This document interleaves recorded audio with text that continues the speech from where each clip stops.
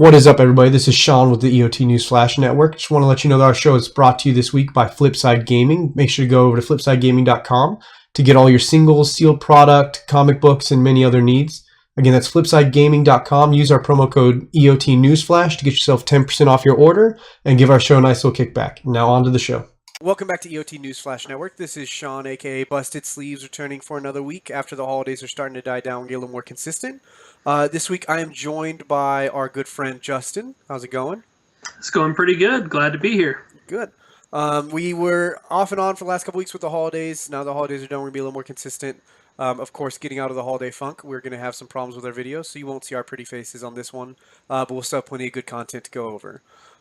As we're getting into this podcast, one of the first things I want to talk about is we are in spoiler season. And while we're going to eventually do probably card reviews and things like that as we go down the line, one of my favorite and most frustrating things that happens in spoiler season is the constant debate of whether or not cards are healthy and whether or not cards are unique or special to Magic or reprints of previous game parts of Magic or just new to Magic in general. So it seems like every spoiler season, regardless of where you're at, I see in the forums a lot of people who say, this card looks similar to a card designed in Hearthstone, or this card looks similar to a card designed in a different deck building game, whether it's a TCG or a boxed deck building game like a DC or something like that. And that conversation constantly comes up. And I'm not a part of other communities. I play Hearthstone casually, but I'm not heavily tied in other communities. But Magic players vehemently protect the fact that their content is better, more unique, more special, and in no way would they ever steal from Hearthstone. Do you see that pretty often, Justin? I see a little bit of both. Mm-hmm. I see a lot of people saying this is rip-offs. I see a lot of people saying that, no, Magic, did this on their own. I've seen things where it's like, no, people are ripping off from Magic. So it's just a little bit of everything from what I hear. Well, and so if you follow any form of major media, actually any form of anything that's developed in the world, this is how things work. Because we haven't had unique ideas in decades for the most part. Over like if you look at movies, for example, movies is like one of my favorite go-tos because it's one of my other big hobbies. If you look at movies, everybody complains about how today movies aren't original anymore. They're rehashes of this old story. Avatar is just Dances with Wolves, but with blue people, and it's this constant argument, and it's. Oh, I always call it Space Pocahontas. Or space. See, so it's all stealing from everything else, and so, but we act like that's something that is okay in some mediums, but our beloved game of Magic the Gathering would never steal ideas, and Hearthstone's the one stealing ideas, which isn't actually the case. So an example I saw today was somebody pointing out hey, there's this enrage mechanic. That looks a lot like a mechanic you've seen in Hearthstone before, and it's paying off in a very similar way. And then somebody else gets defensive, and it's like, oh, well, I'm sure Hearthstone's never done anything like this, and Hearthstone's all full of original ideas and stuff. And it's like, no, that doesn't necessarily mean it's a bad thing, and that doesn't necessarily mean that it's one-sided. For Hearthstone has a card called Lightning Bolt. It costs 1 mana. It deals 3 damage. Did they not know the other card existed? Unlikely. I mean, Hearthstone, they've gotten their employee base advertising that if you've top 8'd a Pro Tour or you have a degree in game design, they will do an interview with you, which means even if you don't have a degree in this job industry, if you've top 8'd this competitor's game, we'll listen to you because you understand that competitor. So it's very plain. Yeah, Hearthstone steals from Magic, and Magic will also take ideas from Hearthstone. But I mean, what do you think? Is that a good thing or a bad thing, Justin? I think it's. I think right now it's a good thing. It could become a bad thing if. Well, for example, I'm going to use League of Legends as an example. There are games that will directly rip off ability by ability. The lore, it's just a blatant ripoff of another thing, and to the point where it's like, why did you even bother?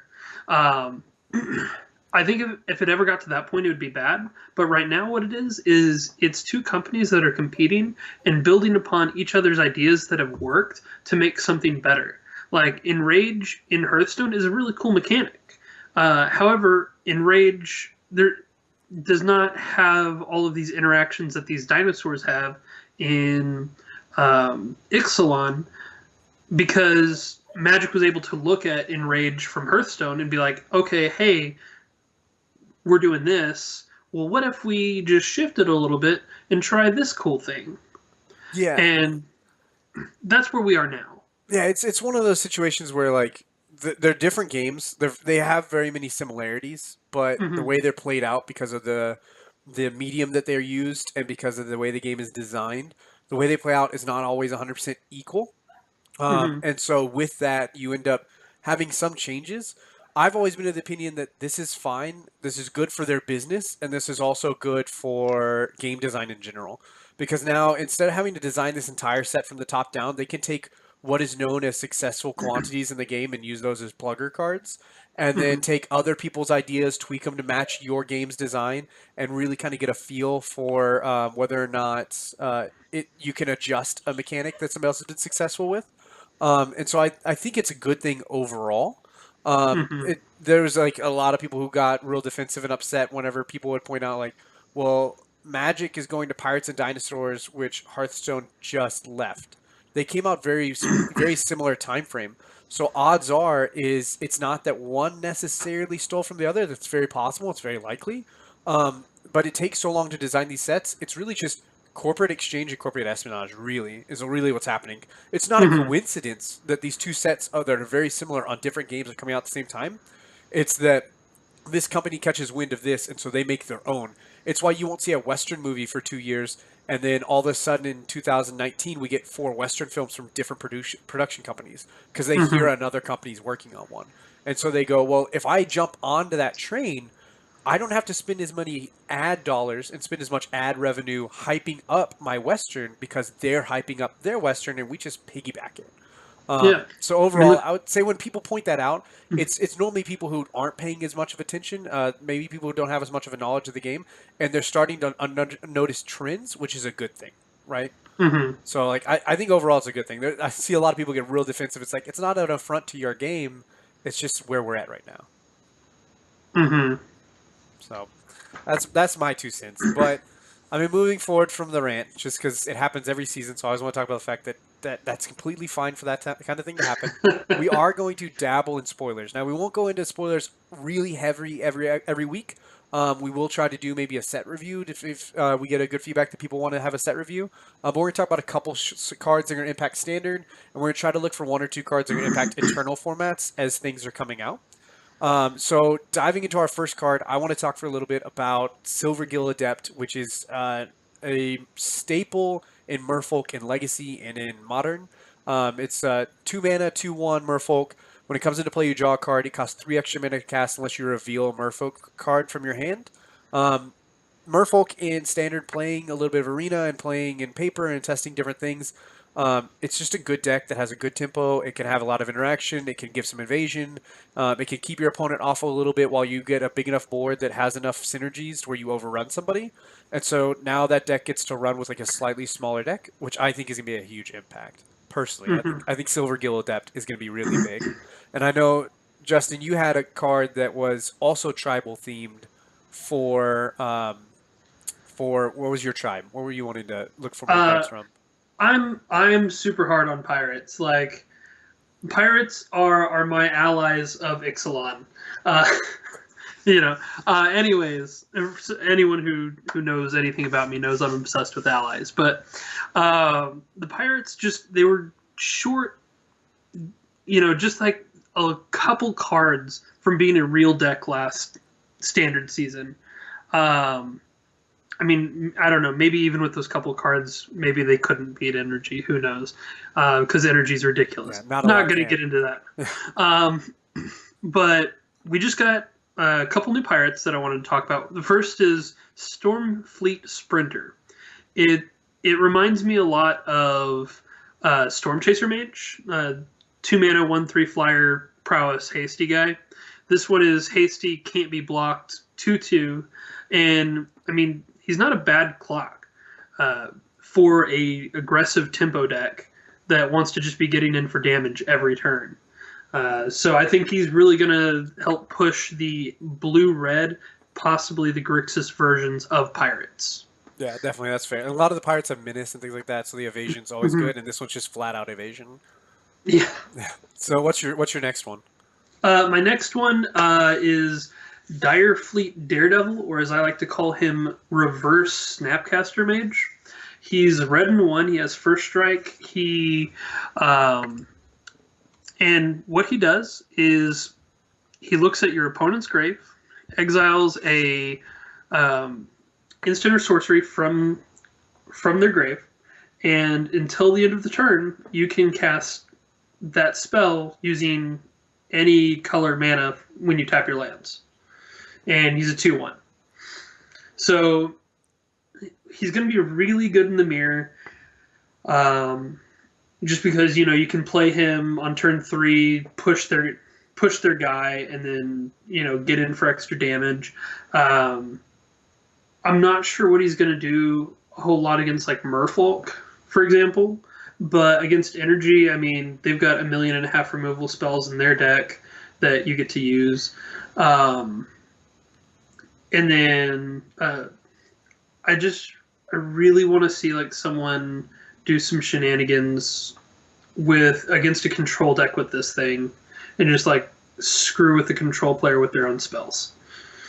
Yeah, no, I think this card looks cool, and I can even see like in Modern where you play this and get to take their discard spell and play their discard spell against them. Like, it's super cool. The thing with pirates, as well as my next card I'm going to talk about, are a lot of these cards are going to be impacted with how much longer energy's around, whether or not it's all the way until next fall, or if we see a change before that. But it has a strong effect in pirates. Like, they have a lot of cool things they can do. It's just a matter of whether or not they can survive the onslaught that is energy with the size that they get. My card, I don't think is a thing until energy leaves, but it's Rekindling Phoenix, which is a 4-mana, 4/3 flyer. When it dies, you get a 0/1 elemental creature token that says at the beginning of your next upkeep, you sacrifice that token, you return this Phoenix from the graveyard to the battlefield, and give it haste. So it's a 4/3 for 4 with flying, which is pretty good. And then they have to spend 2 removal spells to get rid of it. Now, while energy is around, I don't know if you want to be playing something that like dies to Glorybringer and doesn't really do a lot of its own things, and also Fatal Push just like picks off the token so easily. But I could see this card being a thing like once Aether Revolt is gone, because it's just an unrelenting threat that's just going to keep going. If you can dodge Settle the Wreckage and like the cast out style effects, this thing could be a real problem moving forward. So ideally in Standard, it's not a thing yet, but I would love to see a thing like this Phoenix be. Because I remember playing Ashcloud Phoenix, which you would be able to like bring back and morph and unmorph and do all these shenanigans with. So I would love to see this card actually have a home. I don't think it will right away, because like everything else in Standard, energy is choking it down. But I think eventually it will be a thing. Speaking of him, I've actually have a couple of friends who are Jund players in Modern that are saying that they want to see him in their deck, because I mean, he's a very recursive threat that's hard to get rid of. I mean, it requires at least 2 removal spells, or blocking into it, then a removal spell. So I could see him out of the sideboard. The only problems I would have would be like against Grixis, you can't kill their 5 toughness guys, and against most decks in the format for 4 mana and not having an impact until turn 5, you'd rather play like a Hunt Master of the Fells, because you get 2 bodies and gain some life. But I could definitely see it. Like, he is unrelenting, and so if they don't have like a Scavenging Ooze or something, like they're not going to bring in Graveyard Hate typically. Sometimes they'll bring in something for your Goyfs, but like I could see that being a thing. It's just a matter of whether or not it depends on the format. It's probably like a sideboard card for like the more controlling matchups. Gotcha. Yeah, but I could see that. I can get behind that. So our other 2 cards we're going to talk about, these are mostly standard implications. We're going to talk about 2 cards that we think are going to have an impact in Modern or other Eternal formats. Just something they're going to do. And sticking with our tribal theme, Justin, what's your card that you think is going to have an Eternal impact? Well, I'm going to be talking about a Merfolk this time around. I'm talking about Kamina, Tyrant of Orzhaka. I think this is the card that Tropical Merfolk needed, because with adding the fetch lands, with adding the green, it became difficult to really have a payoff from Master of Waves, so people cut it, which did speed up the deck. It did make your first 4 turns far more aggressive, but you just didn't have that boss monster to like turn things around if the game lasted too long anymore. And Kamina does that because, like, if you get into a board stall situation where you can't get through with damage because you don't have Island Walk yet or whatever, I mean, you can tap a Merfolk and just do 2 damage. You can tap 3 Merfolk to dig further into your deck if you can't be attacking for some reason. And then once you have enough Merfolk on the field and you're tapping 5 a turn, like in those board stall situations, eventually your Merfolk get too big for your opponent to be able to handle, and then you get to start swinging it anyways. So he's not necessarily great in the sense that he's just another aggressive, he's not just going to add to the speed of the deck, but he gives the deck a very powerful inevitability card, similar to how Endbringer is in Eldrazi-Tron.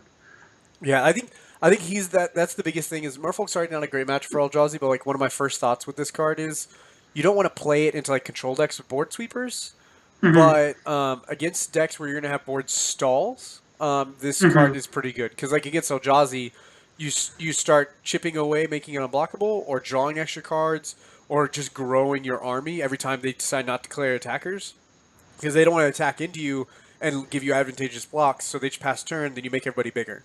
And then you pass turn, they don't have a good attack, so they pass turn, you make everything bigger. So every turn they wait, your team just gets bigger and bigger and bigger. And you could just slam it, it's not a summoning sickness effect. So I definitely think this card's pretty cool. The fact that all the abilities mean you really need to be committed to the board is a little unfortunate against like Supreme Verdict lists. But on its own, like I think the card is got some potential to really take over. And it's a 2/4 for 3, so like Fatal Push, they have to have Revolt. Lightning Bolt's not good enough. Like he's got a decent body to survive through a lot of things. So my card, I think, is I'm a little bit less confident than your card as being an Eternal Impact, but I think if it is an Eternal Impact, it's going to be a huge one. And that is Mastermind's Acquisition. One that was spoiled today, people weren't exactly sure if it was going to be a real card or not. This is a sorcery speed 2 black, so 4 mana.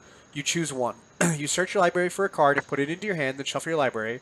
You don't have to show either of the cards you search for, so on either choice you have. So you search for a card, put it in your hands, Diabolic Tutor. And then your second option is you choose a card you own from outside the game, which in competitive play means your sideboard, and you put that card in your hand. Well, in any combo-based decks, this card seems insane. So like in Standard, I could see some decks wanting to run a few less Approach of the Suns and a few more of this. So if they need to, they can go find a board wipe, and if they don't need to, they just go to their sideboard and take out one of their Approach from the Suns out of the sideboard. Because also your Approach from the Suns in the sideboard is safe from Lost Legacy. So they can't like Lost Legacy out of the game anymore like they used to. So you just keep one Approach from the second Suns in your sideboard, so they can never stop that. But the bigger thing is Modern and Legacy and Vintage, especially like Legacy. If they can afford the 4 mana, the ability to have a card that allows me to go search my library for more Storm pieces if my Storm count's not high enough or I need more mana, or to go search my library for like an Echoing Truth post board or search my sideboard for the Echoing Truth post board, or just go get my combo card, like my Tendrils, out of the sideboard. And so like keeping a card in your sideboard and being able to go tutor it protects you from like Surgical Extraction effects, protects you from Lost Legacy effects, from Memoricide effects, those kinds of things. And it gives you that flexibility, so you just have your sideboard be a bunch of silver bullets. Now, these typical Wish cards are normally 2 to 3 mana, so at 4 it's a lot more, but normally those cards don't also let you search your library, and they normally restrict what you find. This finds you anything. So I personally think this card's going to have an impact as a 1 or 2 of in some Eternal format combo decks, and possibly even in Standard if they go like 3-color Approach to the Second Sun and splash black for Mastermind's Acquisition. But I could be completely wrong. I've seen some people hate on it, but I think the card, that's a lot of... Anytime I see a card say search your library for, I think that's really powerful. And then search outside of the game for something, it's just unparalleled power. I just want to point out something about the art of this card. I've been looking at it more since you were talking about it. I think that's Tezzeret in the background opening up the planar bridge to steal something from Ixalan for Nicol Bolas? Uh, another piece of a nefarious puzzle. Mastermind. I mean, that could all go together. Yeah. Yeah. Mastermind could be Bolus, another piece of his nefarious. Yeah, that definitely sounds like Yeah, it I could be mean, plausible. Vraska was sent to retrieve something here, so Yeah, Vraska came find for Nicol Bolas, and like they I know they and said he they're going to was move supposed to. away. They're going to move away from Yeah. that story arc, but like this set was already in production when they decided to make these changes and move away from it. So, I mean, it Hmm. definitely could be just another piece to set up for another set in like a year or two. That's very plausible. I never noticed that. Yeah, I just was, thinking like Tezzeret is supposed to use the planar bridge to meet Vraska after she's retrieved something, and I just see what looks to be like the planar bridge opening and Yeah. some person in robes in the background there. I mean, So, maybe the Immortal Sun is a weapon that Nicobolus can use. He loved Second Sons on Amonkhet. Now he wants Immortal Suns on this one. Maybe um, who knows? well, story wise, the Azor. I don't know if you read yesterday about the Azor the Lawbringer, but that's actually the founder of the Azorius Senate. Oh, I knew that. The moment Okay. I saw that card, I was like, oh, I know this. I know this could be a thing. Yeah. Yeah, Well, I thought he was tied to it. I didn't realize he was the founder. yeah. And he disappeared from Ravnica like 10,000 years ago. So, I'm curious if how he got here since he's not a planeswalker. well, he might be. It never said that he wasn't, or was not. Right. And I mean, considering that he made the drag the Dragon Maze, the original Guild Pact, the founded the Senate, and then if you look at Ixalan's binding, the card where it's got Jace, it's got an Azorius signet Yeah. floating above him, um, or what looks to be with the triangle and the circles, and then there's some architecture in Ixalan that looks very similar to the Azorius signet. So it's very possible that he is a planeswalker, a pre-Mending planeswalker that brought the Immortal Sun here initially. That's true. That would be cool. I would Mhm. enjoy that twist. So, all right. So these are cards we think might impact Eternal formats. There are a lot of other cards in the set that are interesting and that we've talked about a lot, but we're gonna save that for like looking at the set as a whole once we get a full information out and if we find out everything else happens in energy. So moving forward to our last segment for the night, because we're gonna keep tonight's show pretty short, so I can go test for this team event. Is going to be our card design challenge. Our card design challenge this week is going to be that we have to design a tribal equipment. It can cost whatever we want it to cost. It is an equipment that needs to reward a player for loyalty to a tribe, something like maybe me for playing Merfolk, but it also punishes me if my opponent is more loyal to a tribe than I am. Say, Justin playing more pirates than I am, or being more loyal to the pirate deck than I am. It needs to be able to be slotted in any Ixalan tribe deck to capture the flavor that all these tribes are fighting for their mortal sun. So all these weapons are getting picked up and thrown around and tossed around in the warfare. Does that make sense? Oh man, that completely ruins my idea. Does it? Yes, my idea was pirate specific. No, no. It's got to be everybody's. You got to adapt it because it's I because we want to capture that flavor that everybody is all in this city fighting for this mortal sun. I can't make a barrel of oranges work for everybody, man. Oh, it's gonna happen. It's gonna happen. Well, so I'll go ahead and start us off. My design was a 2 mana 2/2 equip. Whenever it comes into play, I name a tribe type. My opponent names a tribe type. Um, then it's the 2 to equip, and the equipped creature gets +1/+1 for each creature on the battlefield of the type that I named. Right? Hmm. And my opponent gets to take control of this equipment if they have more of their tribe than the tribe I named. Does that make sense? Uh-huh. So it's a little convoluted. It's gonna take some notes. That's why I'm not sure if it's super reasonable. But like, so if I say Merfolk and you say pirates, then I get to equip my creature, and if I have 4 Merfolk, my Merfolk gets +4/+4. But if you get 5 pirates, you get control of my equipment at the beginning of the next end step. Gotcha. So if your tribe is overwhelming my tribe, you get it. Now this does favor the tribes. This probably favors vampires more than any other tribe because of the tokens. Favors Hmm. dinosaurs the least because they go the least wide. Hmm. But it still is an opportunity for all the tribes to get involved and get taken over. Whichever tribe is the largest tribe gets this equipment. So that means if I have all my merfolk and I bounce a couple of your pirates at the end of the turn, then I get the equipment back.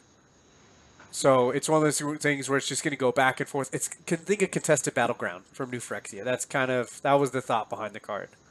Gotcha. So, so mine was thought up from a meme from League of Legends about a character named Gangplank, because he eats oranges and everything is K, and he's a pirate. Okay. So, my idea, and you can help me adapt this to work for all the tribes, but it was barrel of oranges, and it was going to be 4 to play, 4 to equip. The wielder is indestructible. When you attack, every pirate gains an orange token on them. You can sacrifice the orange token to regenerate said pirate. To regenerate said pirate. So if your opponent has more pirates than you do, they get more creatures with regeneration than you do. I think it's you could just take the exact same concept, which is you just name a creature type when this thing comes into play, and Mm-hmm. all those creatures that you control of that type get the token. Yeah. Or I mean, it's easy. The mechanics are easily adaptable. yeah, The flavor is not. right. Yeah, the flavors a little zapped. So maybe instead of orange tokens, it becomes something like each creature that shows a type gets a golden coin because they're all going into this treasure city, and Mm-hmm. you can make it like a miniature Umezawa Jite, where a creature can sacrifice a golden coin that's on it to either have you gain 1 life or to give it +1/+1, and like so you have two small portions of it, and that Mm-hmm. way it's like almost like a fixed Jite. Mm-hmm. So whenever it deals damage, you get to give two creatures this choice. Because if you give your whole army, then you can end up with Mm-hmm. like gain 20 or something like that. But if it's like two creatures of the chosen type get a coin, and that coin can be cashed in for 1 life or +1/+1 on a creature Yeah. of that type, that would be pretty cool. Mm-hmm. Yeah, I could see that. A fixed jit would be cool. I've been wanting to see a fixed jite for a while because broken jite is too good, but I would like to see a fixed jite. Mm-hmm. So who knows? Um, One day. Yeah, one day. So, I don't know. I like the idea of trying to design cards within it. I think on one of our upcoming episodes, we're definitely going to do a designing a cycle. So, like, think charms from the RTR block, where I'm going to we'll start with monocolored cycles. So, it's going to be like 5 of a color within a flavor, and we're going to have to design a card that fits that color pie for each one. Does that sound fair? Yeah. All right, I cool. mean, we could do tribal charms for Ixalan. That's true. Yeah, Yeah. yeah, yeah. That I might mean, I be know there is a pirate charm already, but Yeah, that might be something we work on doing. So that mm, we're going to continue trying to stay. Most of our design is going to stay within the flavor of what we've got going on. If we have a master set come out, we might do like old format cards we'd like to see printed in commander decks to go into legacy and so forth. But we'll mm, try to stay within the flavor. This week's episode I know was a little short. Time was a little tight, but starting next week we're gonna be making sure we have plenty of content. And we're gonna have a lot to go over. We're gonna continue our card designs. Ideally, 30 minutes to 45 minutes is going to start being our goal anyway, so I don't think it was too bad. But as we wrap up tonight, where can they find you at, Justin? at Justin Faulkner on Twitter. It's super easy. It's just my name. Awesome. So you can find Justin at Justin Fortney. You can find myself at Busted Sleeves. And you can find the show at EOT Newsflash. With any big events to roll through, we'll try to keep our updates on tournaments and stuff shared through our personal Twitter accounts and through EOT. And anytime we have content coming out, we'll have EOT try to share it out and post it as well. A big thanks to everybody for joining us this week. We'll be back next week. Please give us a follow on Facebook and Twitter. If you have anything you want to hear us talk about, any topics going on in the Magic community, whether it's game design or otherwise, any of that information that you're really trying to find an input on that you are missing, that you're not finding a good show coverage of, definitely please let us know. But otherwise, thank you very much. And do you want to sign us off, Justin? All right, let's do it again.